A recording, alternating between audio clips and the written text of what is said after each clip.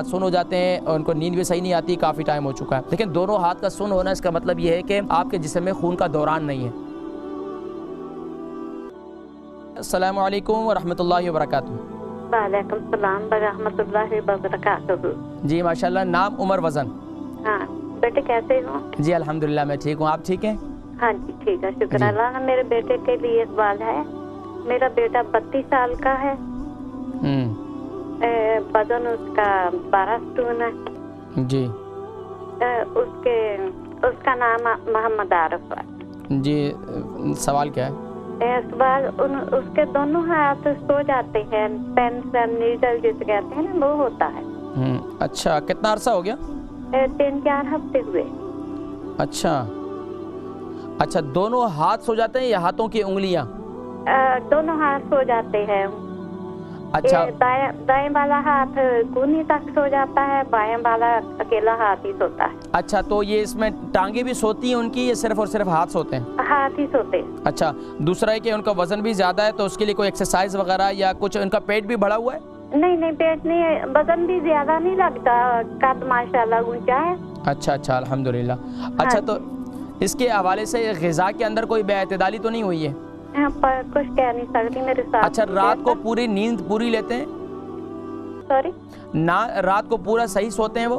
नहीं, कहता है नींद नहीं आती ज्यादा। नींद नहीं आती।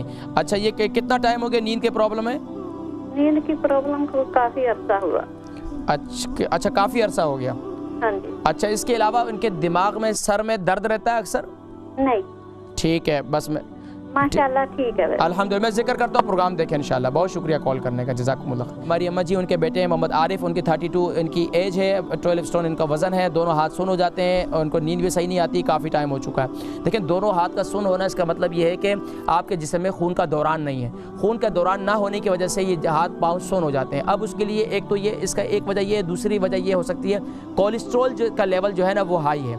तो कोलेस्ट्रॉल के लिए सबसे बेहतरीन क्या है कि सुबह नहार मुँह एक लहसुन, ये जिसे गार्लिक कहते हैं, एक लहसुन जो है वो छोटे छोटे उसके पीसेस कर लें और सुबह उसके अंदर यानी कि उसको शहद के अंदर शामिल कर लें। सुबह नहार मुँह हल्दी वाले पानी के साथ जो है इसे खा लें। और हल्दी वाला पानी मैं हमेशा जिक्र करता हूँ, उसका तरीकाकार ये है कि 3 इंच का टुकड़ा फ्रेश हल्दी का वो छोटे छोटे पीसेस करें और उसको पानी के अंदर डाल दें। पानी के अंदर डालकर उसको उबालें। उबालने के बाद जो है उस पानी को इस्तेमाल करें।